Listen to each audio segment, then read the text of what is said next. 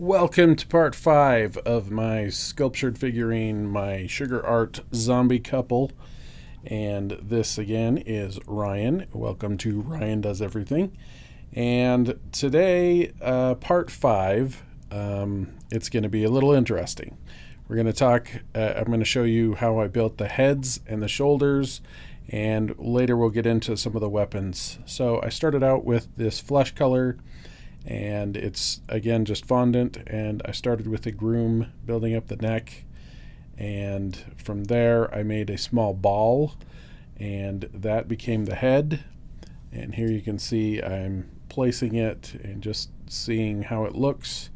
I started adding some facial features, and the upper lip kind of looks like a mustache. It's coming together.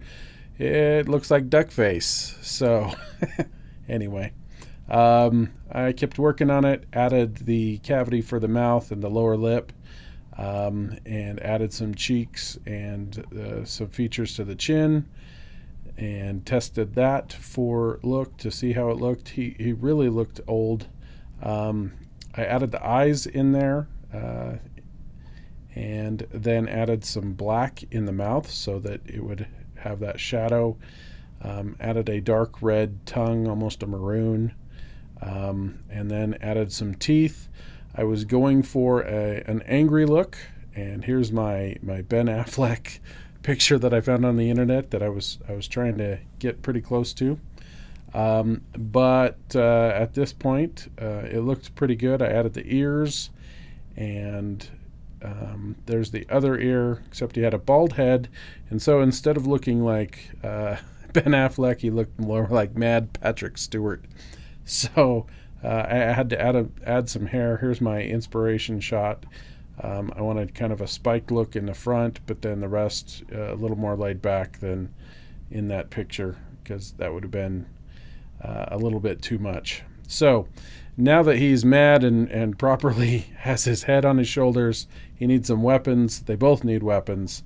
So the first, remembering that I was going for the frying pan for the bride, that is a 1/4 cup measuring cup with just black fondant to form it, and I made 2 of them so that in case one broke, I would have that. There's the handle on the arms for the bride. Here are the handles for the groom, and he is holding 2 separate weapons, the serving set, and so I made them in separate pieces.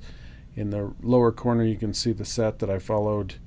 I used my hands as references for the hands around the handles, and again I as you saw, I made the handles first, and then made the hands around that so that it would have more of a realistic look.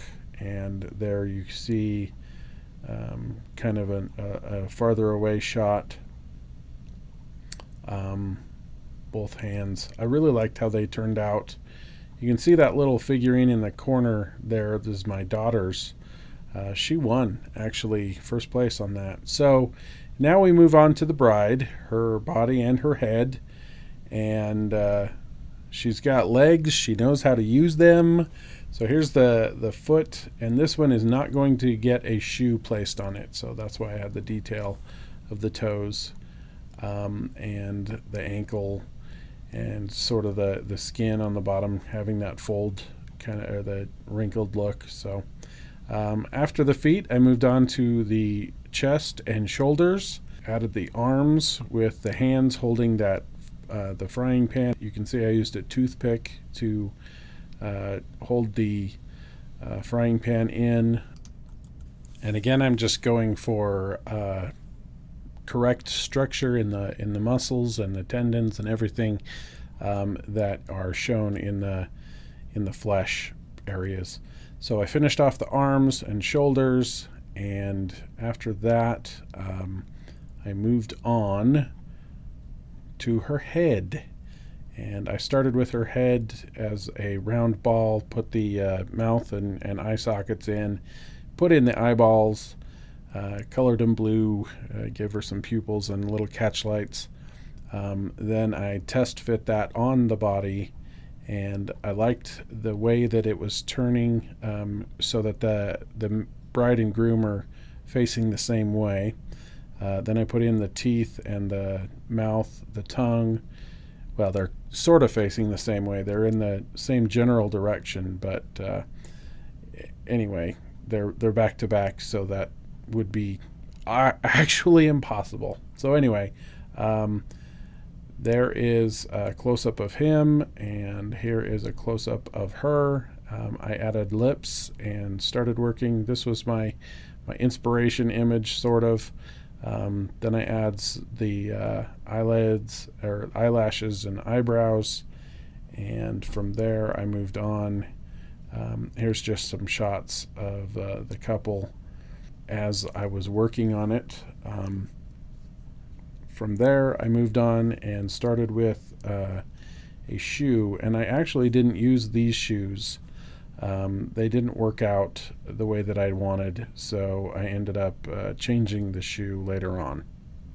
So I hope you enjoyed this video. Go ahead and give it a thumbs up if you did. Subscribe for the next video and to keep up with everything I'm doing. Thank you for watching, and go out and amaze yourself and learn something new. See ya.